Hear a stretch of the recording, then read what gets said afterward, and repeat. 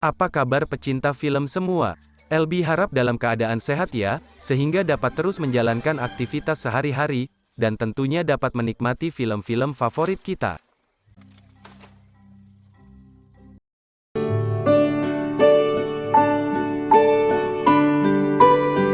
Bagi kalian yang belum subscribe, silahkan subscribe terlebih dahulu ya, agar tak ketinggalan informasi menarik lainnya. Kali ini LB kembali mengalurkan film yang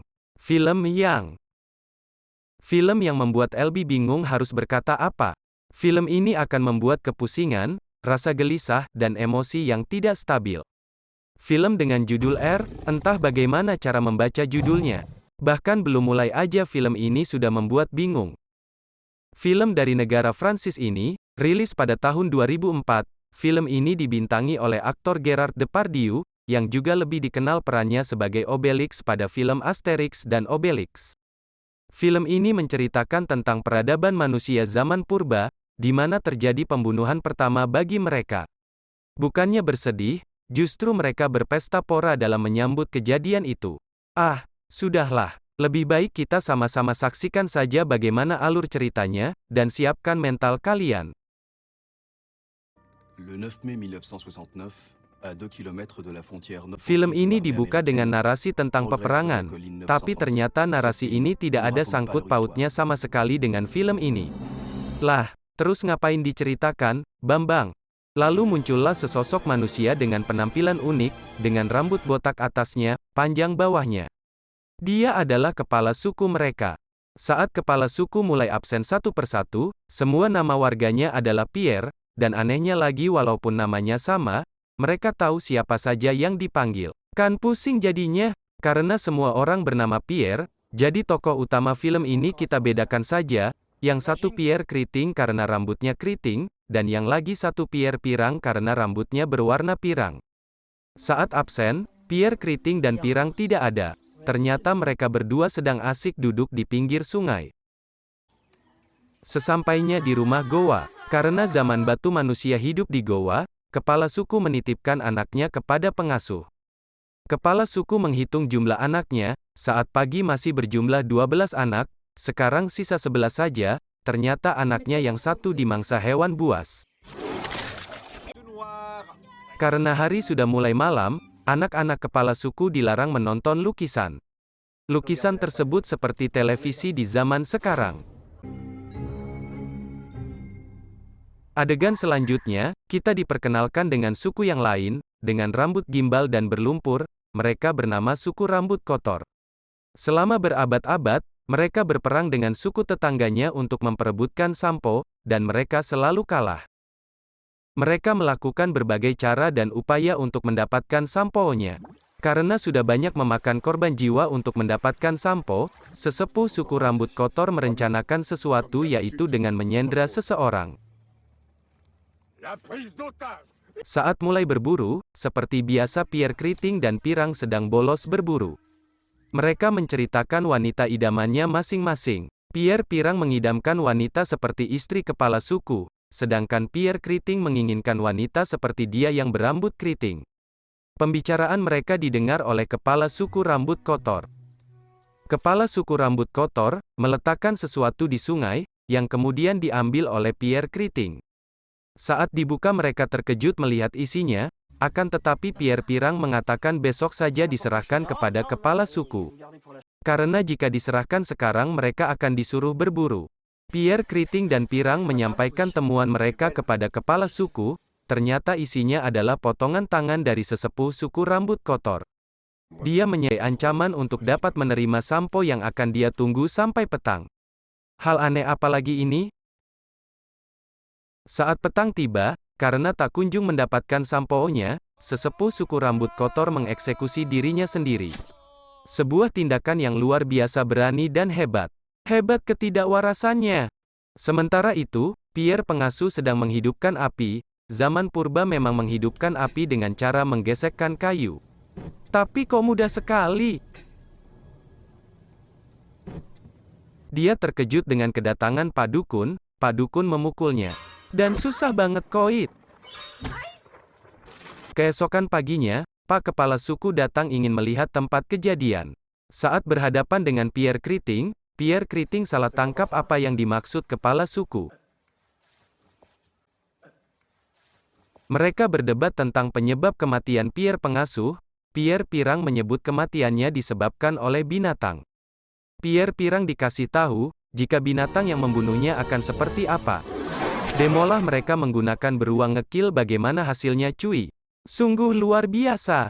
Saat Pak Dukun datang, dia mengatakan bahwa Pierre Pengasuh meninjoi di tangan manusia. Mereka tertawa semua, karena selama ini tidak mungkin manusia ngekil manusia. Pak Dukun menunjukkan bukti bahwa ada noda darah pada kayu yang digunakan untuk memukul pengasuh itu. Pierre Kriting mengatakan bahwa kenapa harus membunuh karena manusia pasti akan meninjoi. Pierre Kriting dan Pirang diberi tugas oleh kepala suku untuk mencari tahu kenapa bisa terjadi pembunuhan itu. Saat itu juga, kepala suku rambut kotor mencukur domba untuk diambil bulunya, kemudian mendandani anaknya agar sesuai dengan wanita idaman Pierre Kriting. Kepala suku mengumpulkan warganya, dia mengatakan bahwa siapa yang mau mengakui perbuatannya akan diberikan imbalan. Pak Dukun sempat terpancing untuk mengakui. Pak Dukun mengatakan bahwa pelaku menggunakan tongkat dan menjahit mulutnya, pasti pelakunya memakai tongkat dan bisa menjahit. Kepala suku menyuruh 2 orang untuk pergi ke toko yang menjual tongkat. Dengan perjalanan 3 hari, kepala suku mengatakan pembunuhan ini telah mengubah hidup mereka.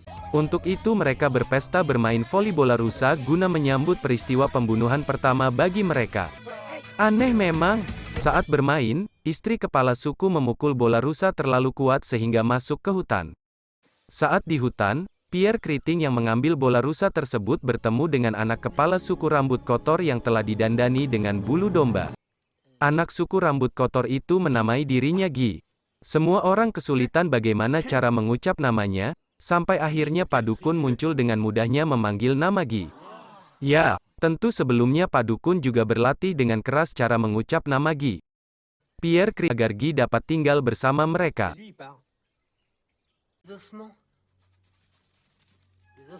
Pak Dukun kembali melakukan aksinya. Pierre ronda, kita beri nama itu karena dia tugasnya sebagai peronda. Menemukan mayat Pierre penggali, sehingga dia lapor kepada kepala suku. Kepala suku meminta Pierre Kriting dan Pirang untuk segera menemukan pelakunya. Dan sebagai imbalannya, mereka tidak akan disuruh berburu seumur hidup. Kemudian mereka menangkap Pak Dukun untuk mengakui perbuatannya. LB pikir mereka memang sudah tahu jika Pak Dukun pelakunya, ternyata hanya simulasi jika mereka nanti menemukan pelaku yang sebenarnya. Mereka kemudian menginterogasi Pierre Ronda, dan menanyakan bagaimana kejadiannya. Pierre Ronda mengatakan pada saat itu dia melihat seseorang, akan tetapi cuma punggungnya saja. Pierre Kriting dan Pirang kemudian mengumpulkan orang-orang yang memiliki punggung, agar dapat dikenali oleh Pierre Ronda. Kan semua orang punya punggung. Bambang. Pierre Ronda mempertanyakan bagaimana jika pelakunya mengenali dia. Pierre Pirang memberi solusi jika dia akan bersembunyi di balik batu.